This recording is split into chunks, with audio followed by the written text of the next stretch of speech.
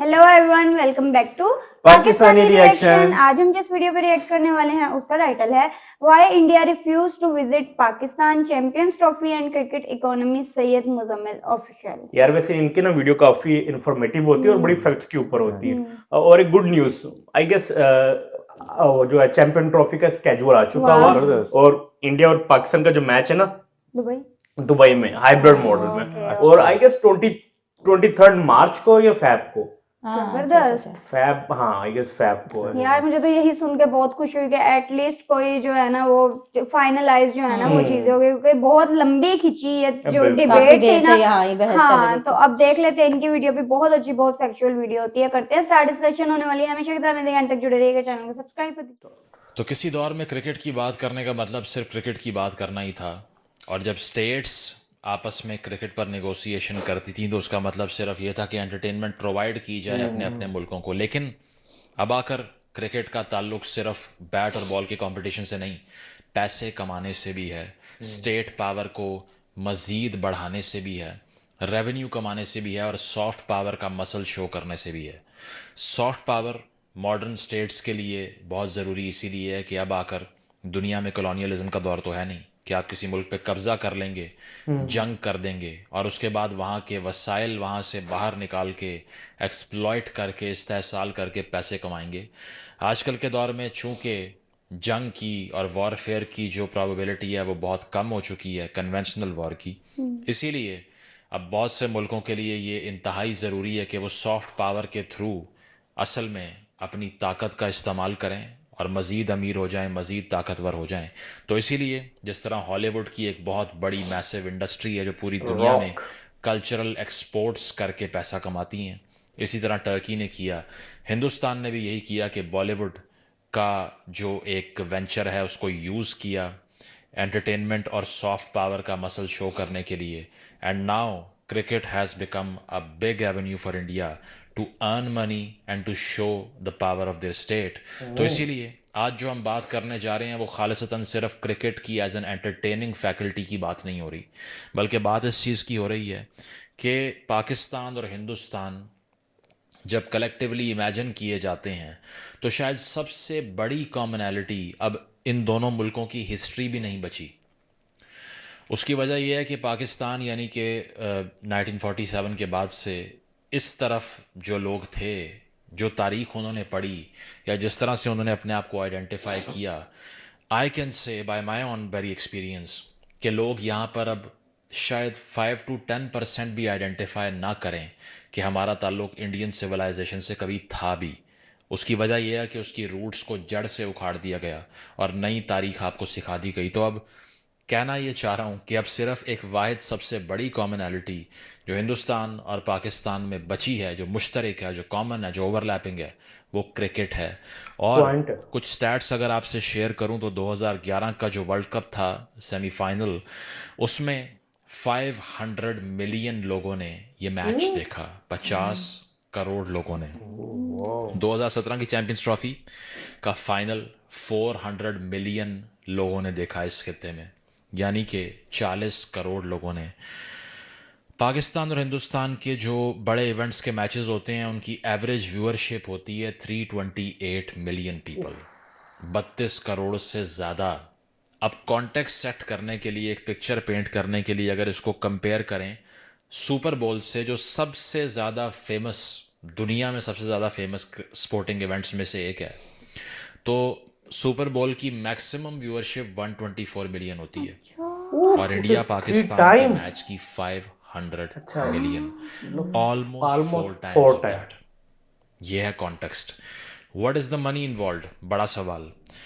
39% ICC का जो budget होता है वो हिंदुस्तान जाता है। उसकी वजह यह है कि पूरी दुनिया में जो क्रिकेट से रेवेन्यू रेज होता है ना, उसका 80%, ऑलमोस्ट 80% इंडिया रेज करता है because of IPL as well. Indian premier league वो कैश काउ है जिसने क्रिकेट को $1 बिलियन इंडस्ट्री में कन्वर्ट कर दिया, नो डाउट, जिसमें स्पॉन्सरशिप की वजह से, इसके अलावा जो ब्रांड मैनेजमेंट है उसकी वजह से, और जो फ्रेंचाइज की वैल्यू होती है उसकी वजह से ये $1 बिलियन इंडस्ट्री में कन्वर्ट हुई। 2023 से 2027 तक के अगर सिर्फ ब्रॉडकास्टिंग राइट्स की बात की जाए वर्ल्ड कप मैचेस के बिटवीन पाकिस्तान एंड इंडिया, तो वो $3 बिलियन में बेचे गए हैं मीडिया चैनल्स को इंडिया में। $3 अरब। This is like 3 times of a tranche that Pakistan gets from the IMF। सही है। इसके साथ साथ 2023 का जो वर्ल्ड कप था उसने इंडियन इकोनॉमी में $1.4 बिलियन की कंट्रीब्यूशन की। $1.4 बिलियन। ये हो इतना ही गई चाहिए इस चीज IMF को से। इस्टेब्लिश करने की एक एफर्ट कि why this discussion is important. Number one, because this is not just a video to say कि यहाँ के लोगों को एंटरटेन होना चाहिए इसीलिए क्रिकेट को यहाँ आना चाहिए। I am speaking from a country and for a country which is starving for revenues. Pakistan एक ऐसा मुल्क है जिसको पैसे कमाने के एवेन्यूज की इतनी बुरी तरह से तलाश शायद कभी भी नहीं थी जितनी आज है। सही। उसकी वजह यह है कि रेंटियर इकॉनमी हमने चला ली, गैरिजन स्टेट हमने चला ली, और अब आकर हम डेट सर्विसिंग करके एक ऐसी इकॉनमी चला रहे हैं जो IMF ड्रिवन है। सो कहीं ना कहीं सेल्फ रिलायंस की तरफ अगर जाने की बात करें तो this could have been an avenue. यानी कि मैं ये नहीं कह रहा कि इसकी बुनियाद पे पूरी मईशत खड़ी हो जाएगी, लेकिन सॉफ्ट पावर के एवेन्यूज को एक्सप्लोर किए बगैर there was never a chance that Pakistan is going to make it.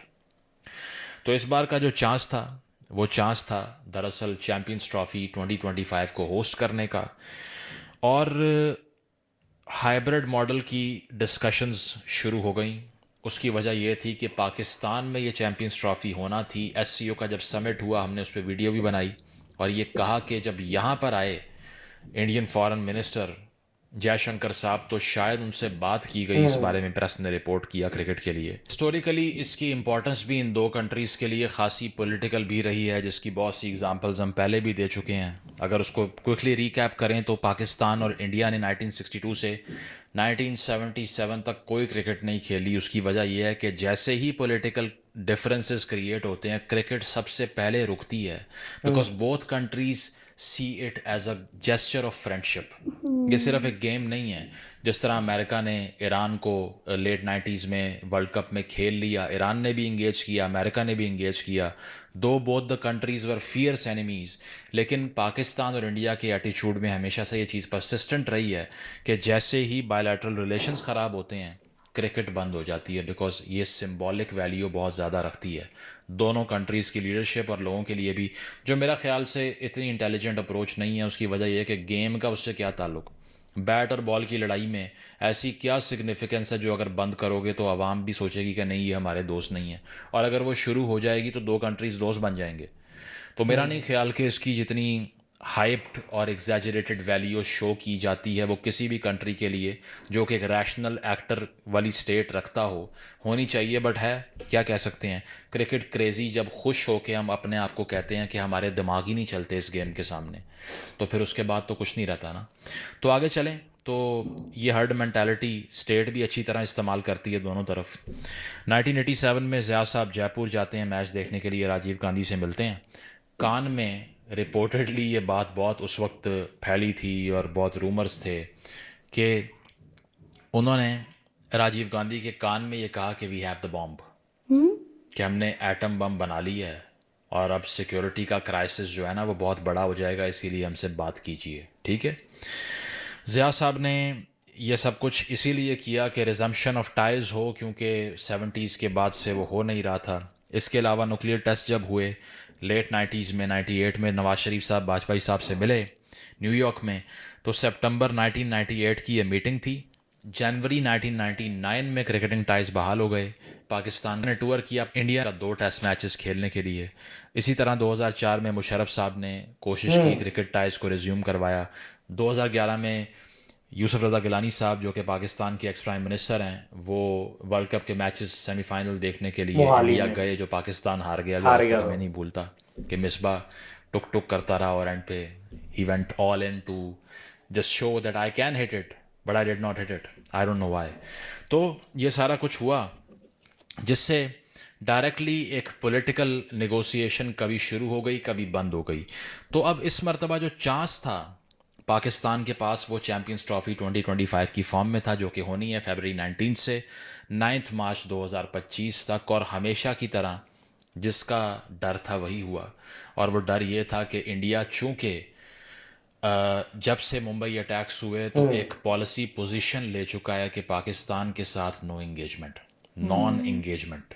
Bajwa साहब के दौर में कोशिश की गई, he himself was a massive proponent of talking to India, could not do so, नहीं हो सका क्योंकि और भी रेजिस्टेंस थी पॉलिटिकल, पाकिस्तान में पॉलिटिकल पार्टीज़ की तरफ से थी। इसके अलावा पॉपुलर कंसेंसस नहीं बन पा रहा था, हिंदुस्तान से जवाब नहीं आ रहा था। इसी तरह अब आकर भी ये कोशिश की गई कि बात की जाए। रिपोर्ट हुआ कि मोहसिन नकवी साहब ने, जयशंकर साहब जो एससीओ के लिए यहाँ पर आए थे, उनसे इस बारे में बात की है। नवाज शरीफ ने इंडियन जर्नलिस्ट से बात की है, डिडंट सेल थ्रू। और जैसे जैसे वक्त करीब आया तो क्लियर हो गया कि बीसीसीआई ने रिफ्यूज़ कर दिया कि हम नहीं आ सकते पाकिस्तान। 9 नवंबर को ये ऐलान हुआ। वजह ये बताई गई कि इंडियन गवर्नमेंट ने हमें अलाउ नहीं किया। इसके बाद एक आम तासुर तो यही है कि जो 2023 के एशिया कप में हुआ कि पाकिस्तान ने ये कहा कि यहाँ होना चाहिए, इंडिया ने कहा हाइब्रिड, पाकिस्तान ने एक्सेप्ट कर लिया। 2023 का वर्ल्ड कप आया, पाकिस्तान ने कहा कि न्यूट्रल होना चाहिए वेन्यू हमारे लिए, इंडिया ने एक्सेप्ट नहीं किया, गवर्नमेंट पाकिस्तान ने भी नहीं किया, लेकिन पीसीबी ने कहा कोई बात नहीं, हम चले जाते हैं हिंदुस्तान, जाकर खेल कर आ गए। इस बार भी लोगों ने सोचा यही कि ऐसा ही होगा, लेकिन मोहसिन नकवी साहब ने स्टांस ले लिया। उनकी बहुत ज़्यादा तारीफ भी की गई पाकिस्तानी मीडिया में इस बारे में कि at least somebody spoke about it. और साथ साथ ये कि इसमें जो एक एटीट्यूड इससे पहले रहा है बिल्कुल पाकिस्तान का, इस मरतबा मुख्तलिफ इसीलिए था कि मोहसिन नकवी साहब ने कोट अनकोट ये कहा कि India should not expect friendly gestures every time. उन्होंने ये भी कहा कि अगर ऐसा ही रहा कि हमें कुछ भी नहीं मिल रहा है इस सारी एक्सरसाइज से और हम इंडिया चले जाते हैं, यहाँ कोई आता नहीं है, तो फिर तो हम पुल आउट कर लेंगे इन सारे इवेंट्स से। बट एक स्ट्रैटेजी जो आपको दिखाई देती है वो सिर्फ ये नहीं क्रिकेट नहीं खेलनी, वो सिर्फ ये नहीं है कि पाकिस्तान नहीं आना, क्योंकि और स्पोर्टिंग टीम्स तो आ रही हैं इंडिया की वक्तन फ़वक्तन यहाँ पर। वो ये है कि किसी भी ऐसे एक्ट से इज्तनाब करना है, अवॉइड करना है जिससे पाकिस्तान का रेवेन्यू एडवांटेज हो। जिस तरह मैंने आपको बताया कि ये cricketing matches billions of dollars add करते हैं इकोनॉमी में, और ऑस्ट्रेलिया और इंग्लैंड से रिपीटेड बायलैटरल सीरीज़ होती हैं इंडिया की, क्योंकि वो एक स्ट्रैटेजी है रेवेन्यू जनरेशन की, ताकि उनके बोर्ड्स भी अफलोट रहें। बट पीसीबी को ऐसा इवेंट नहीं मिलेगा तो it will struggle, and it is struggling, and Pakistan entirely struggling economically. तो that's the actual reason behind it. और उसके पीछे जो रीज़न है वो ऑब्वियसली पॉलिटिकल है, आपको पता है उसका बैकग्राउंड। तो इस तरह से फिर ट्रॉफ़ी टूर का एक कंट्रोवर्सी बन जाती है कि ट्रॉफ़ी पाकिस्तान आएगी और डिफरेंट सिटीज़ में जाएगी। तो पता नहीं पीसीबी ये क्यों अनाउंस करता है, लेकिन ये बड़ा क्लियर था कि अगर ऐसा करना था तो इंडिया का रिस्पांस आना था। और वो ये चीज़ थी कि ट्रॉफ़ी टूर में जो सिटीज़ डाले गए कि इस शहर ट्रॉफ़ी जाएगी, उसमें मुजफ्फराबाद, स्कर्दू और हुंजा भी ऐड कर दिए गए, जिस पर बीसीसीआई ने एतराज़ किया कि मुजफ्फराबाद नहीं हो सकता because it belongs to a territory that India does not recognize is under control by Pakistan, यानी कि पाकिस्तानी साइड ऑफ कश्मीर। तो इस पर एतराज़ लगता है पहले। और एक और हैरान कुन चीज़ जो आईसीसी कहती है हैरान कुन है, वो ये थी कि पाकिस्तान का जो क्रिकेट बोर्ड है पीसीबी बजाते खुद ट्रॉफ़ी टूर को अनाउंस कर देता है ट्विटर प्लेटफॉर्म से। हालांकि इससे पहले मोस्टली ऐसा हुआ है कि आईसीसी बजाते खुद ये टूर अनाउंस करती रही है, तो उस पर भी उनको हैरत होती है। लेकिन इस सारी चीज़ में जो मिसमैनेजमेंट आपको दिखाई देगी वो मिसमैनेजमेंट आईसीसी के पार्ट पर है। उसकी वजह यह है कि 2021 में एक आईसीसी की बोर्ड मीटिंग होती है जिसमें एहसान मानी पाकिस्तान से, सौरव गांगुली इंडिया के एक्स कैप्टन और इंडियन एक्स क्रिकेटर मौजूद थे, साथ साथ आईसीसी के चेयरमैन ग्रेग बाकले मौजूद थे। इन तीनों ने ये डिसाइड किया, रेकमेंड किया कि 2025 में पाकिस्तान को होस्ट करना चाहिए चैंपियंस ट्रॉफी। 4 साल पहले, 4 साल तक सब सोए रहे। आईसीसी ने ये एक्नॉलेज नहीं किया कि जियोपॉलिटिकल टेंशन्स हैं, ये एक्नॉलेज नहीं किया कि पता नहीं ये हो भी सकता है या नहीं। उसकी वजह ये है कि इंडिया और पाकिस्तान तो आपस में बात ही नहीं कर रहे, तो सब सोए रहे। लेकिन टूर्नामेंट से 3 महीने पहले अचानक से होश आई और सब ने कहा कि अब क्या करना है। तो डिले पर डिले होता गया स्केजुअल, रिपीटेड डिलेज इसमें आए, किसी को समझ नहीं आ रही थी कि पाकिस्तान में होगा या नहीं, पाकिस्तान खेलेगा या नहीं, इंडिया पुल आउट अगर करने की धमकी देगा तो फिर क्या होगा। उसकी वजह यह है कि सारा रेवेन्यू तो वहाँ से आता है, तो हमारी बात तो वो सुनेंगे नहीं, उनकी बात सुनेंगे ऑब्वियसली। तो ये सारे जो हैं वो स्केप्टिसिज्म का एक बहुत बड़ा पैंडोरास बॉक्स खुल जाता है। लेकिन अल्टीमेटली जाके हाइब्रिड मॉडल को एक्सेप्ट कर लिया जाता है, यानी कि PCB has to go one step back, और एक स्टेप फॉरवर्ड भी साथ इसलिए वो लेते हैं कि हाइब्रिड मॉडल को एक्सेप्ट करने की वजह से होता क्या है, होता यह है कि अब all matches involving India and Pakistan, चाहे वो ग्रुप मैचेस हों, सेमीज़ हों, फाइनल्स हों, जिसमें पहुंचने का हमारा चांस कम होता है हमेशा, न्यूट्रल वेन्यूज पे हुआ करेंगे for the next almost 3 to 4 years, यानी कि 3 से 4 सालों तक अगले जो आ रहे हैं, इसमें हाइब्रिड मॉडल को एक्सेप्ट किया गया। 2025 का वर्ल्ड कप अगर इसमें इंडिया पाकिस्तान का मैच होगा जिस तरह से बताया गया है, तो वो भी न्यूट्रल वेन्यू पर होगा। 2025 की चैंपियंस ट्रॉफी, इंडिया पाकिस्तान के सारे मैचेस न्यूट्रल वेन्यू पर होंगे, और वो न्यूट्रल वेन्यू कौन सजेस्ट करेगा? Host country. 2025 का जो वुमेन वर्ल्ड कप है उसमें भी यही फॉर्मूला होगा कि इंडिया पाकिस्तान अगर आमने सामने आएंगे तो न्यूट्रल कंट्री में मैच होगा। 2026 का T20 वर्ल्ड कप अगर होगा, न्यूट्रल वेन्यू में होगा अगर पाकिस्तान और इंडिया के मैचेस होंगे। 2028 का T20 वर्ल्ड कप जो पाकिस्तान ने होस्ट करना है, उसमें भी यही मॉडल अप्लाई किया जाएगा। ये 4 साल बाद की स्ट्रैटेजी सोच ली गई, लेकिन कंपनसेशन में पाकिस्तान को एक ट्रायंगुलर या क्वाड्रेंगुलर सीरीज़ मिलेगी जिसमें इंडिया भी होगा, जो कि पाकिस्तान नहीं खेलता आईसीसी इवेंट्स के बगैर आजकल। तो ये एक गिव अवे पाकिस्तान को मिल गया, but at least they have ensured that they won't go to India any more, India won't come to Pakistan any more, which is a massive shame. उसकी वजह यह है कि it shouldn't be this difficult and this politically mingled जिस तरह से ये नज़र आ रहा है। तो ये ओवरऑल सिचुएशन थी, और इस सिचुएशन का अगर क्रक्स देखा जाए तो वो ये है कि it is a small manifestation of the overall failures of diplomacy in 2 countries. हम जैसे लोगों का यहाँ बैठकर बहुत से लोग ये कहते हैं कि जिस तरह की आप बात करते हैं उसमें क्रिटिसिज्म नहीं इन्वॉल्व होता, वो जिंगोइज़म नहीं होता जो बाकी जर्नलिस्ट या बाकी पब्लिक इंटेलेक्चुअल्स बात करते हुए रखते हैं टूवर्ड्स इंडिया, या इंडिया में जो लोग पाकिस्तान के लिए वहाँ पर जो सिलेक्टेड लोग हैं जो वो ओपिनियन रखते हैं वो आपकी नहीं होती। उसकी वजह ये है that if you are a nationalist on this side of the border Pakistan में, तो ऐसा हो ही नहीं सकता that you do not propose a solution to this problem, क्योंकि a third largest economy of the world sitting on your border and you are advocating for non engagement is an absolute folly. उससे बड़ी शायद ही कोई दुनिया में बेवकूफ़ी हो अगर इस मुल्क में कोई ऐसी बात करेगा। बेशक वो आइडियोलॉजिकल बाइसेस को खातिर में ला रहा है, बेशक वो कल्चरल या नेशनलिस्ट बाइसेस को, जेनोफोबिया को कंसीडर करते हुए ये बात कर रहा है, लेकिन होगी बेवकूफ़ी। पाकिस्तान में रहने वाले बच्चे, ख़वातीन, मर्द या शहरी यहाँ पर जितने भी हैं, अगर उनके पेट खाली हैं तो फिर दिमाग में जितना भी गुस्सा भरा हुआ है उसकी कोई वक़्त नहीं है। तो इसीलिए I saw it as a minor defeat for the purpose of good ties between the 2 countries. लेकिन चूँकि पाकिस्तान के अंदर बहुत से एलिमेंट्स ये फील करते हैं कि it has been a long time since यहाँ से एफ़र्ट की जा रही है, लेकिन उनको अगर हिस्ट्री को पढ़ाया जाए ना 70-80 साल से, तो अपनी सारी जो एरर्स हैं वो भी दिखाई देना शुरू हो जाएंगे और आइडिया हो जाएगा कि क्यों इस नैच पर पहुँचे।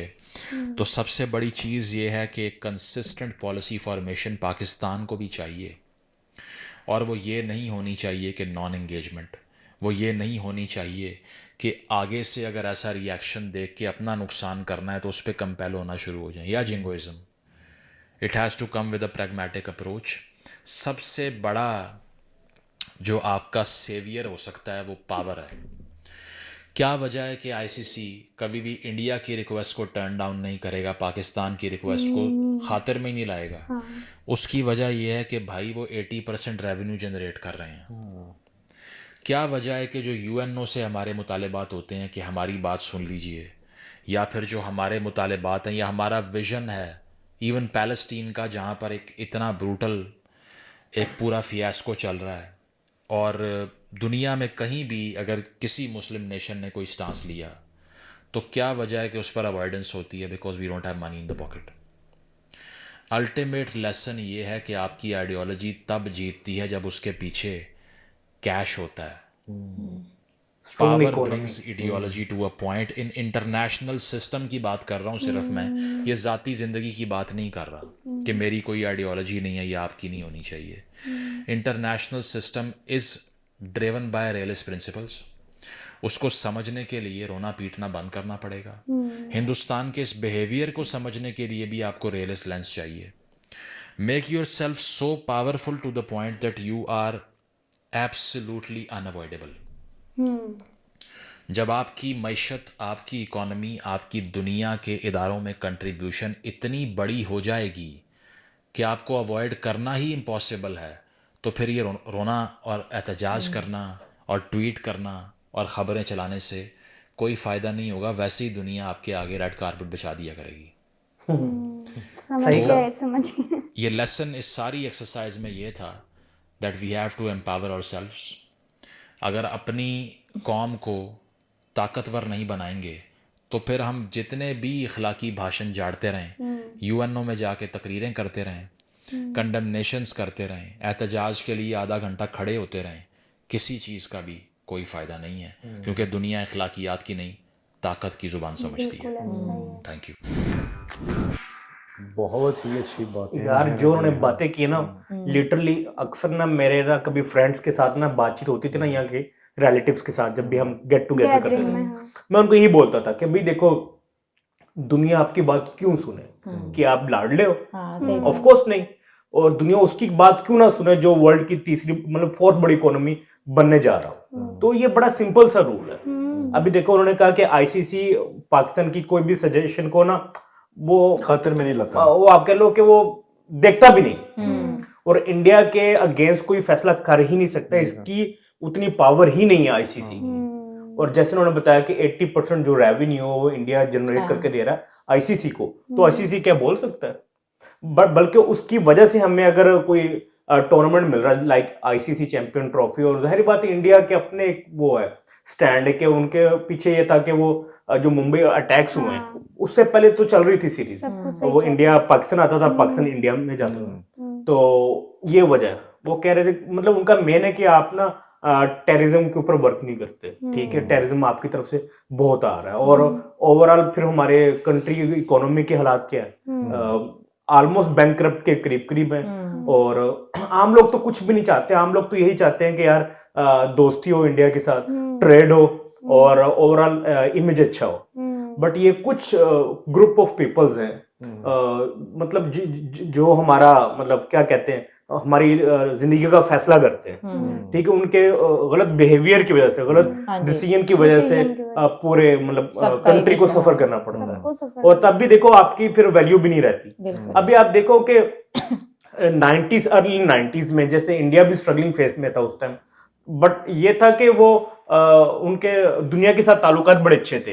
अभी जैसे अभी रिसेंटली तो बहुत ज्यादा हो गए हमें ना, अभी तो वर्ल्ड की फोर्थ लार्जेस्ट इकोनॉमी बन चुका है। और दूसरा ये है कि अभी जिस भी कंट्री में इंडिया जाता है, उनका जो प्राइम मिनिस्टर जाता है, वो उनका प्रेसिडेंट या प्राइम मिनिस्टर खुद रिसीव करने आता है। इवन बाइडेन देख लो, उसके अलावा जो है रशिया का जो प्रेसिडेंट है, कोई भी कंट्री का, या ऑस्ट्रेलिया का प्रेसिडेंट है, तो प्राइम मिनिस्टर ने तो उनको कहा था माय फ्रेंड है, कुछ ऐसा वर्ड यूज किया था। हाँ, मोदी इज द बॉस। हाँ, तो जब आपकी इस लेवल के ऊपर इतनी रिस्पेक्ट चल रही हो वर्ल्ड पे, और फिर उन्होंने यही आप क्या कह सकते हो कि आप अपने हक के लिए स्टैंड ले सकते हो? नहीं मिल सकता आपको। तो उसके सारे के पीछे क्या रीजन क्या है कि स्ट्रॉन्ग इकोनॉमी, पैसा।